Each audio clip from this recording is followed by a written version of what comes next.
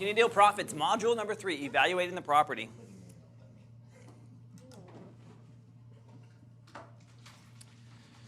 So I want you guys to fall in love with the numbers, not the property. Too emotional. That's right. So before you walk the property, you need to run comps. Got to do a lean search. Who should you bring to the property with you? We're going to talk about that. So running comps. So these are some of the key points for you to consider when you're running comps. You want to do a half-mile radius. You want to not cross any major intersections or school districts, because what happens is once you cross the school district or major intersection, prices drop or go up. Some people are willing to pay top dollar to be in one school district versus going to another, so you want to make sure you're not keeping that consistent. Plus or minus 200 square feet, and you got to do like for like. So if you just see a sales price, you can't assume that it's the same property. You actually need to go inside and look at the pictures and see if it was a rehabbed property versus just any old property that's out there. Square footage takes into account like beds and baths.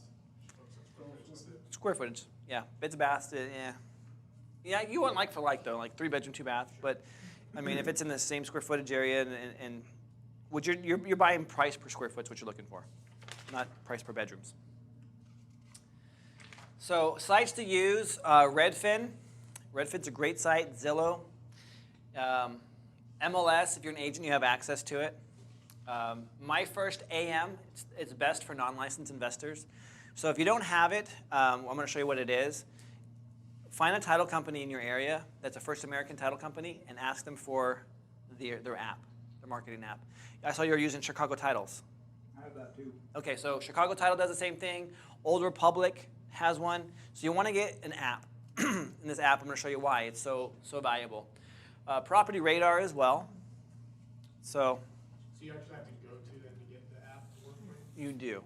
Yeah, the title company is not going to just give it out to anybody. Because they want the title business. And so they're going to go in. Reach out to their sales rep. That's right. So here's a sample property. This is a property that I owned and I still own. 1225 Green Hills Road in Sacramento, California. I actually own the debt on this property now. So if I go to these different sites, Redfin has it at $260,000. Zillow has it at $265,000. And of course, I don't have access to the MLS, so I can't do that. My first AM, we're going to get to that. And then Property Radar, $256,000, almost $257,000. That's what they are estimating the property at, as far as worth goes. The old-fashioned way, by the way, you have this spreadsheet. I've put it into your guys' files here. Is I just jump on Redfin, because check this out. Redfin will tell me properties that have sold. It has the date. I know you guys can't really read. It's kind of pixelated. But it has how far away they were. 0.3 miles, 0.1 miles. And so what I do is I'll go ahead and put those into my spreadsheet here and get the comparables here. So, there they are. 249.9, 285, 253. Same square footage, roughly. One's a 3-bedroom, all the other ones are two bedrooms. And it gives me the average price point. So my First AM, or First American Title, we'll just shorten it and call it First American Title. I can generate a sales report. It's going to give me all the properties that have sold like for like. And you can see this here. They're all years built, 1949, 51, 52, 52, 51, 51, 51, 47. All 2 bedrooms, all 1 baths, all 930 square feet up to 1,000. So it's very, very comparable. And one click. Here's the cool thing about it as well, is it gives me the average square footage, which is $279 per square foot. I know my square footage is 930 square feet, so you add those two together, I got $259,470. On the fly, it's extremely fast. You're there, you're wondering, crap, I don't have time to just jump into every single property. What's the average in this neighborhood? Pull it up, bam.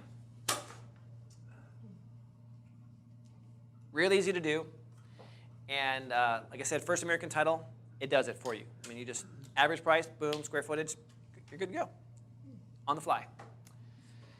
So in case you you forget this, you have the Queen of Spades, price per square foot. Basically, the price per square foot is the sold price divided by the square footage. So example, if you have a 3-bedroom, 2-bath house, it sold for $198.5 last month, and it has 1,356 square feet, what's the price? Well, obviously, it's $198.5 divided by 1,356 gives you a price of $146.39. That's your price per square foot. So here's the cool thing. So I went ahead and I took the average of all of these. Redfin, Zillow, the old-fashioned way, First American, and Property Radar. Divided it, there's five ways, divided it by 5. I came up with 258,345 is my average. The closest one to that on the fly is actually First American title. So instead of doing all that, I'm just going to go with First American. It's down and dirty. It's pretty quick and easy. Here's something else, though. When you look at the highs and the lows, Zillow is the high. Old-fashioned way is the lowest. It's also the most accurate because I'm in there looking like for like, making sure that it's a rehab property against a rehab property. Not a lipstick one that just got put on the market and sold, but actually like for like.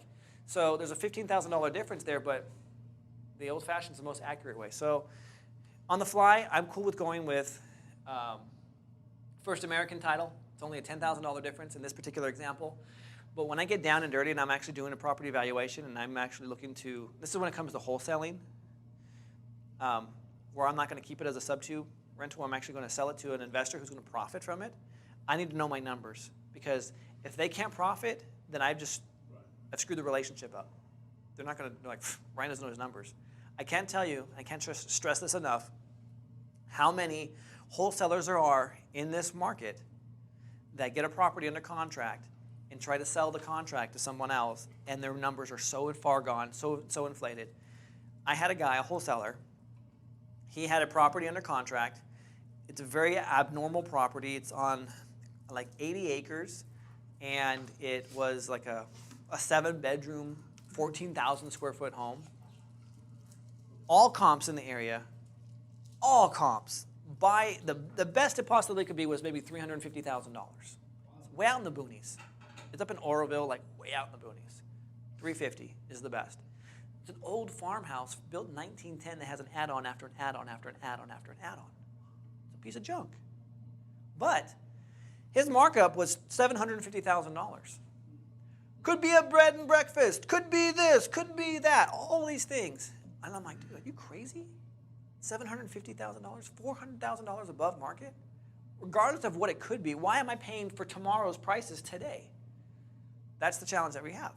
So I get guys all the time. This happened another time. A kid was pitching me a deal in Stockton, and I don't know Stockton all that well, but I do know how to do comps. Houses on the fringe, Kmart's across the street, industrial area, bunch of apartment complexes, and one small little row house in the middle between the two apartment complexes. Industrial area, apartment complexes. He's pulling comps across the intersection in a cul-de-sac. Not the same, guys.